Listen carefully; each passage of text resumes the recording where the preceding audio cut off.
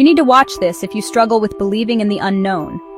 Because underwater UFOs, or USOs, are not just the stuff of science fiction.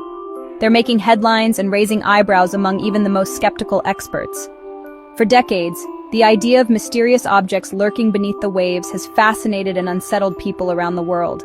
But now, the evidence is piling up, and it's coming from some of the most credible sources imaginable.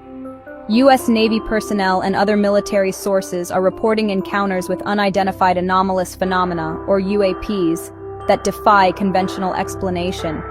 These aren't just fleeting blips on a radar or distant lights in the sky. These are objects tracked, observed, and sometimes even chased by highly trained professionals.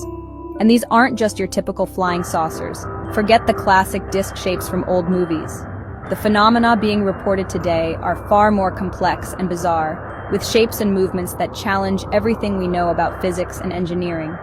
These are USOs, unidentified submerged objects, capable of moving seamlessly between air and water, as if the laws of nature simply don't apply to them. Imagine something that can dive into the ocean at high speed without making a splash, or shoot out of the water and vanish into the clouds.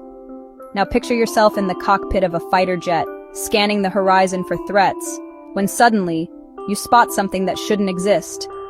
That's exactly what happened to retired Navy Lieutenant Ryan Graves, a seasoned FA-18 pilot with years of experience.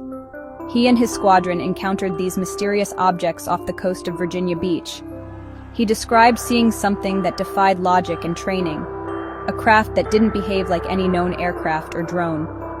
Specifically, he reported a dark gray or black cube, perfectly suspended inside a clear sphere, moving with intelligence and purpose, coming within 50 feet of his jet. The encounter was so close, it could have ended in disaster.